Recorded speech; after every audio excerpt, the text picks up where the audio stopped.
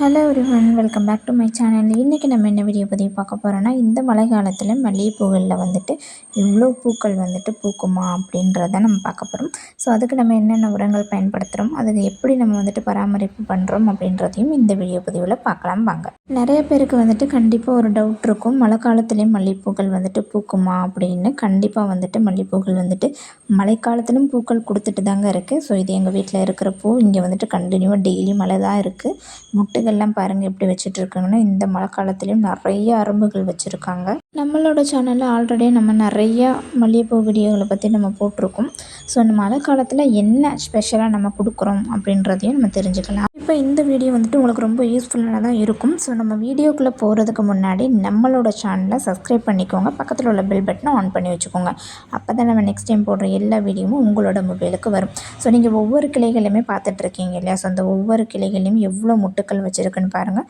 அந்த ஒரு இடத்துலையும் 7-8 முட்டுக்கள் வந்துட்டு இருக்குது. அந்த பூக்கள் பறித்ததுக்கப்புறமா அதிலிருந்து நம்மளுக்கு பக்கத்துலேயே வந்துட்டு முட்டுக்கள் வைக்கிறதுக்குரிய இதுவும் அரும்புகளும் வந்துக்கிட்டு இருக்குது.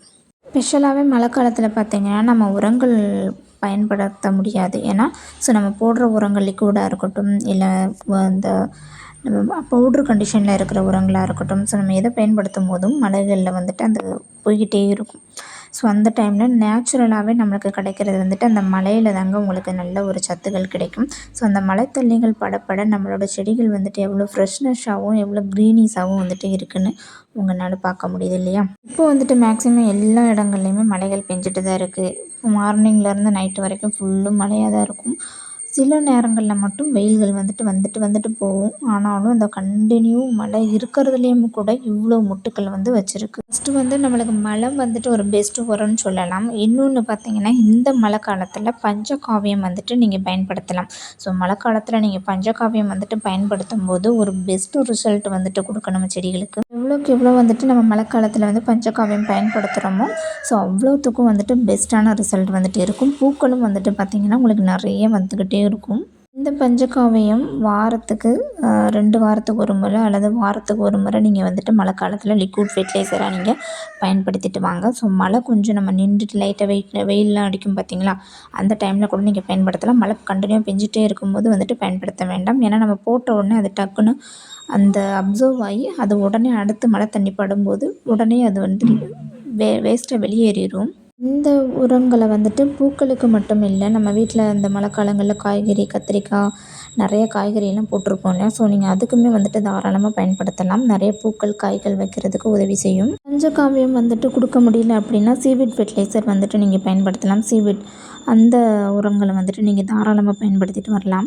இந்த மழை காலத்தில் இந்த 2 ஃபெர்டிலைசருமே நீங்கள் தாராளமாக பயன்படுத்தலாம். இது செடிகளை ஊக்கப்படுத்துறதுக்கும் பூக்கள் நிறைய கொடுக்கறதுக்கும் நம்மளோட செடிகள் ஹெல்த்தியாகவும் ஃப்ரெஷ்னஸாகவும் இருக்கிறதுக்கும் உதவி செய்யும். மல்லிகை செடியில் நீங்கள் இப்போ இந்த பூக்கள் இருக்குது இல்லையா? ஸோ இந்த பூக்களை நீங்கள் பறித்ததுக்கப்புறம் அதில் அடியில் ஒரு காம்பு மாதிரி இருக்கும்.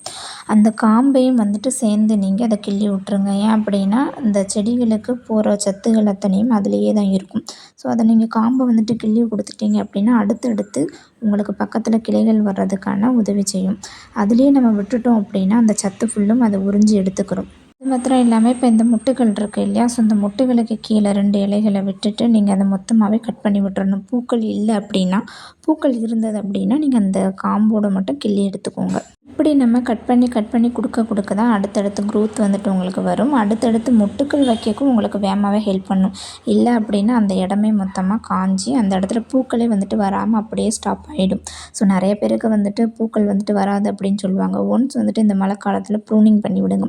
ப்ரூனிங் பண்ணி விட்டுட்டு நீங்கள் மாட்டுச்சாணம், தொழு உரம் அல்லது பஞ்சகாவியம் இந்த மாதிரி உரங்கள் ஏதாவது ஒன்று பயன்படுத்திட்டு வாங்க. கண்டிப்பாக முட்டுக்கள் வைக்கும். மல்லிகைப்பூ வச்சுருக்க எல்லாருமே இந்த டிப்ஸை கண்டிப்பாக ஃபாலோ பண்ணி பாருங்கள். இந்த மழை காலத்தில் உங்கள் வீட்லேயும் நல்ல பூக்கள் கொத்தாக பூக்கள் பூக்கணும், எப்பயும் பூக்கள் இருந்துக்கிட்டே இருக்கணும் அப்படின்னா கண்டிப்பாக இந்த உரத்தை நீங்கள் பயன்படுத்தி பாருங்கள். இந்த வீடியோ உங்களுக்கு பிடிச்சிருந்துன்னா லைக் பண்ணுங்கள், ஷேர் பண்ணுங்கள், கமெண்ட் பண்ணுங்கள், சப்ஸ்கிரைப் பண்ணுங்கள், பக்கத்தில் உள்ள பெல் பட்டனை ஆன் பண்ணி வச்சுக்கோங்க.